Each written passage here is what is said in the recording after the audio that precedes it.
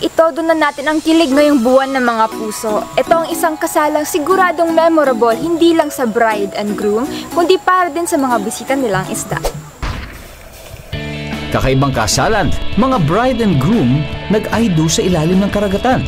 Take the plunge, yan ang sinabi sa mga ikakasal. Kasi nga naman, singlalim dapat ng karagatan ang pagmamahal na ibibigay mo sa magiging tuwang mo sa buhay. Pero may ibang couples na literal ang interpretasyon sa kasabihang ito. Sisisirin natin ang mga kilig moments ng kasalan sa ilalim ng karagatan ng Batangas.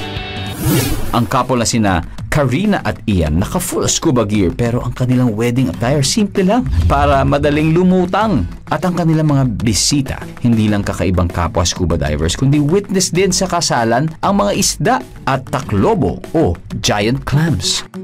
Here comes the bride, all dressed in white. At ang groom naghihintay hindi sa altar kundi sa ibabaw ng coral reef. At ang mga bisita, all out sport, walang tumututol sa underwater kasalan. Ready na silang mag-isang dibdib. Nauna ang groom sa kanyang promise ng forever. Tapos ang bride naman nag-I do underwater. You may now kiss the bride. Palakpakan ng mga bisita at nag-congratulate pa. Ang bride and groom naman lumangoy patungo sa future ng magkasama.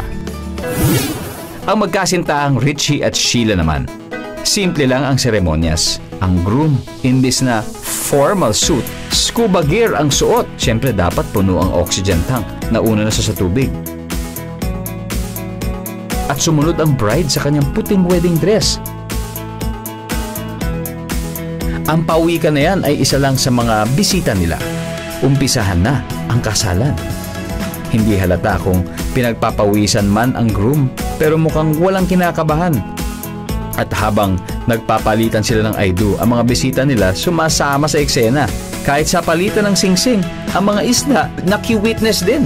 Nagtawag pa ng iba. At sa parteng You May Now Kiss the Bride, tinanggal na ang second stage regulator na nakakabit sa bibig para wagas ang kiss na lips to lips. Mabuhay ang bagong kasal. At para sa mga hindi na mahintay ang kasalan, proposal pa lang pwedeng underwater din. Ang mga underwater weddings na ito, patunay na walang hangganan ang tunay na pag-iibigan, mapalupa o mapalagat. O ano, kinilig kayo no? Ako rin eh. Amazing!